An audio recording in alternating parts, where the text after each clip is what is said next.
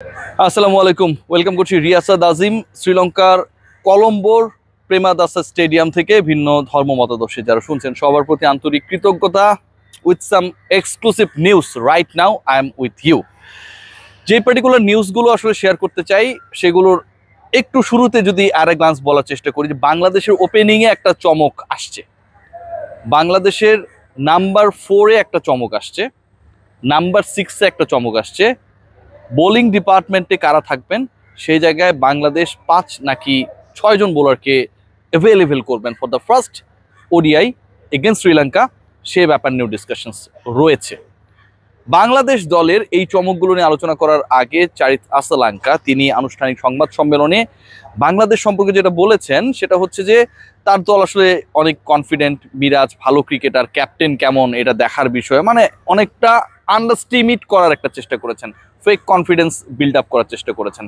বাংলাদেশ দলের জন্য শ্রীলঙ্কার এগেনস্টে এটা একটা দারুণ সুযোগ হতে পারে নিজেদেরকে ঝালিয়ে তাতিয়ে, এবং একই সাথে 19 বছরের মধ্যে সর্বনিম্ন র্যাঙ্কিংয়ে যে বাংলাদেশ নেমে গেছে সেখান থেকে উত্তরণের জন্য একটা নতুন পদাঙ্ক অনুসরণের। চেঞ্জেসগুলো নিয়ে কথা বলছিলাম। 11 যদি আমি বলি, 11টা বলার আগে ওপেনিংয়ে আসলে কে থাকবে। ওপেনিংয়ে একজনের স্লটটা একদমই ফিক্সড। ওপেনিংয়ে আমাদের তানজিদ হাসান তামিম ইকবাল খান চলে যাবার পর Tanzid Hasan Tamim day by day তার স্পটটাকে সিমেন্ট করার চেষ্টা করেছেন, এবং এই মুহূর্তে বাংলাদেশ দলের যদি অবভিয়াস চয়েস কেউ থাকেন অ্যাজ এন ওপেনার সেটা হচ্ছেন Tanzid Hasan Tamim. But who is going to be his partner? Naim Sheikh after long time national টিমে কামব্যাক করেছেন, এবং নাইম শেখ এই কামব্যাক করার স্টোরিটাকে এমনভাবে বিল্ড করেছেন যেটা অনেক বেশি তার চেষ্টাকে গ্লোরিফাই করে। মাঠ ভাড়া নিয়েছেন, নিউ ল্যাবের মাঠে প্র্যাকটিস করেছেন, নেট বোলার নিয়েছেন, আলাদা ট্রেনার নিয়েছেন, অ্যান্ড ফাইনালি ন্যাশনাল টিমে তিনি কামব্যাক করেছেন। Definitely he is an opener. রয়েছেন পারভেজ হোসেন ইমন। টি20-তে আমরা দেখেছি যে আপনার তামিম ইকবাল খান বাংলাদেশের দ্বিতীয় সেঞ্চুরিয়ান তিনি হয়েছেন। রয়েছেন লিটন কুমার দাস, তিনিও স্কোয়াডে রয়েছেন। সো এই তিনজনের মধ্যে একটা ব্যাটল হতে যাচ্ছে, who is going to be the opening partner of Tanzid Hasan Tamim, এবং ওই জায়গাটাতে লিটন কুমার দাস পার্টনার হচ্ছেন না, এবং এটা মোটামুটি ডান। যেহেতু লিটন কুমার দাস হচ্ছেন না, লিটন কুমার দাস 11-এ থাকবেন কিনা এটাও একটা আলোচনার বিষয়, সেই আলোচনা আমি আসছি। নাইম শেখ এবং পারভেজ হোসেন ইমনের মধ্য থেকে অনেকেই মনে করছেন যে নাইম শেখ হয়তো ওপেনিং করবেন, বাট যে আলোচনাটা এখন পর্যন্ত আজকে বাংলাদেশের লাস্ট প্র্যাকটিস সেশন এখন পর্যন্ত যেটা বিরাজমান তাতে Parvez Hossain Emon is going to be the opening partner of Tanzid Hasan Tamim. Naim শেখকে এই ম্যাচে অন্তত 11-এ দেখতে পাবার সম্ভাবনা খুবই কম, খুবই ক্ষীণ, এবং সেটা নিয়ে টিম ম্যানেজমেন্টের সাথে তার কথা হয়েছে। একটা কনফিউশন দূর করলাম। নাম্বার 3-তে Najmul Hossain Shanto, definitely is a very good cricketer, specially in ODIs. Captaincy হারিয়েছেন বা ক্যাপ্টেন্সি থেকে অনেকটাই আসলে বিতর্কিতভাবে তাকে সরানো হয়েছে। এখানটায় ক্রিকেট অপারেশনস একটা বড় ফেলিওর ছিল। নাম্বার 3-তে তিনি খেলবেন। নাম্বার 4-এ কে খেলবেন, it's going to be a huge question. এবং আমি এই প্রশ্নটা তোলার আগে একটু আগে আপনাদেরকে বলেছিলাম যে লিটন কুমার দাস 11 থাকবেন কি থাকবেন না। যেহেতু ওপেনার হিসেবে তিনি খেলছেন না একদমই আনডাউটেডলি, তাহলে তার পজিশনটা কোথায় হচ্ছে, নাকি তিনি থাকবেন নাকি থাকবেন না। লিটন কুমার দাস 11-এ থাকবেন, এবং টিম ম্যানেজমেন্ট টিল নাও যে প্ল্যানটা করেছে সেখানে Liton Kumar Das is going to be number 4 for Bangladesh. Liton Kumar দাসকে নাম্বার 4-এ খেলানোর একটা পরিকল্পনা রয়েছে। লিটন কুমার দাস যদি 4-এ খেলেন, who will be the part of number 5? It's a very important question, কারণ নাম্বার 4 অনেক সময় শোনা যাচ্ছিল যে মেহেদী হাসান মিরাজ খেলবেন কি খেলবেন না। নাফিজ ইকবাল খানকে আমরা দেখছি, মেহেদী হাসান মিরাজকে আমরা দেখছি, all are set to do their best against Sri Lanka. So যে আলোচনাটা আমি করছিলাম, আজকে শুকনা লাগছে, আমাকে নাফিস ভাই কমপ্লিমেন্ট দিয়ে গেলেন, গতকাল বলেছিলেন যে আমাকে মোটা লাগছিল। সো যে আলোচনাটা করতে চাই, নাম্বার 5-এ কে? মেহেদী হাসান মিরাজ এখন যে চলে গেলেন তিনি, নাকি তাওহিদ হৃদয়?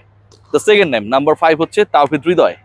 নাম্বার 6-এ মেহেদী হাসান মিরাজ ফাইনালি তিনি ভেবেছেন, চিন্তা করেছেন, ডিসিশন নিয়েছেন with Phil Simmons and the other decision makers of the national team.